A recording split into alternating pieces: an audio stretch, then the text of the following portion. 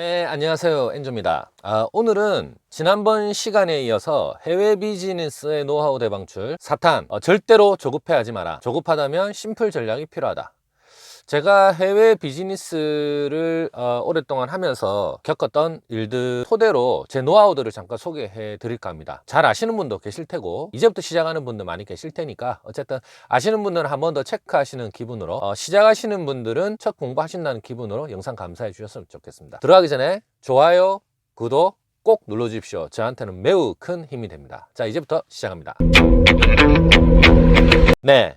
해외 비즈니스를 하려면요, 좀 돈과 시간이 많이 필요합니다. 잘 아시다시피. 그래서 해외 수출을 하거나 수입을 해온다고 하는 경우에는 어쩔 수 없이 상대가 우리나라로 오든 아니면 우리가 상대 국가로 가든 여러 가지 시간과 경비를 많이 필요로 해요. 그리고 제가 전회에서 말씀드렸던 그 통역에 대한 부분도 해결을 해야 되고요. 여러 가지 준비할 게 많습니다. 그런데 이 해외 비즈니스라는 게 장단점이 있어요. 제가 느끼는 장단점은 뭐냐면 투자를 해서 잘 되었을 경우에는 성과가 국내 비즈니스 하는 것보다는 좀 크게 오는 것 같아요. 크게 오는 것 같고, 안 된다라고 하면 손실을 많이 보겠죠. 근데 그 손실을 보는 것도 단순한 손실로 놔두느냐 아니면 발전 가능성 있게 다시 실패 사례를 만들어서 그 다음을 노리느냐에 따라 그게 실패냐 아니면은 다음을 위한 좋은 약이 될 수 있느냐가 나뉘어질 텐데요. 제 생각에는 무조건 긍정적으로 생각해서 그런지 모르겠습니다만 실패도 해보시는 거를 적극 추천합니다.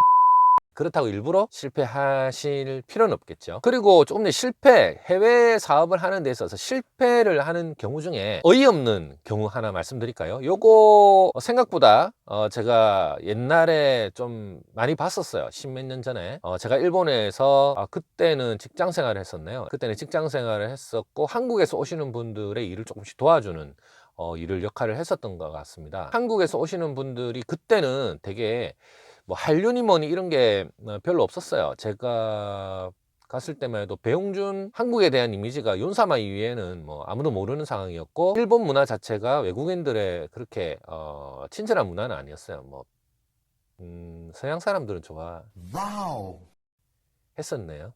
어쨌거나 그런 어려운 시기에 되도록이면 한국에서 오시는 분들을 제가 조금 도움을 드리고자 소개받은 분들한테는 최소한 일본에 대한 정보라든가 제가 하다못해 통역이라든가 여러 가지를 많이 해드렸었습니다. 근데 조금 전에 말씀드린 것처럼 이 실패, 해외에 나왔을 때 어떤 어이없는 실패가 많이 일어나냐면요, 놀러 나온지 아세요? 놀러 나온지 아세요? 출장인데 기분이 들떠 있어요. 해외여행 나온 것 같아요. 이거 보면 그 당시에는 그랬어요. 좀 촌스러운 부분이 많았죠. 지금처럼 해외여행이라든가 외국에 대한 개방이라든가 어떤 많은 그 정보, 문호라고 하죠. 많은 정보들을 접하고 방송에서 많이 해줬을 때는 익숙해져 있죠. 그런 게. 근데 옛날에는 그러지 않았어요. 옛날에는 진짜 접할 기회가 없었기 때문에 외국에 한번 나오면 비즈니스 때문에 출장을 나왔지만 시간을 따로 내서 빠찡코에도 가보고 한국에서는 접하지 못하는 문화를 즐기기 위해서 많이들 돌아다니십니다. 저도 물론 그런데 많이 따라다니면서 술도 많이 얻어먹고 통역도 많이 했어요. 자, 근데 해외에 나오니까 특히 일본 같은 경우에는 빠찡코도 있고 다른 문화도 많아요.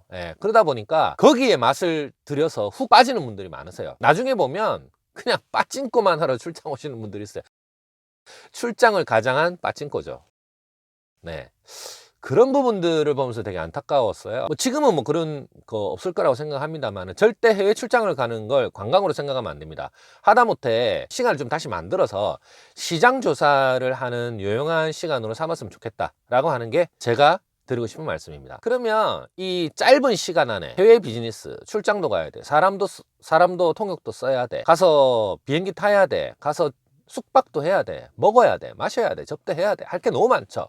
돈이 너무 많이 듭니다. 자, 그러면 이걸 어떻게 효과적으로 계획을 짤 것인가? 제 경우에는요, 사전 준비를 충실히 하는 수밖에 없다고 생각해요. 거기서 팁을 드리면 상대방과 미리 약속을 하세요. 미리 약속을 하시는데 최소 좀 길게 가능하시면 한 달 무조건 약속을 먼저 하시고 그 기간에 때에 어떤 이야기를 할 것인지 아젠다에 대해서 작성을 하시고 그걸 상대 쪽과 나는 이번에 가서 이런 이야기를 할 것이다 라고 공유를 먼저 해 두십시오.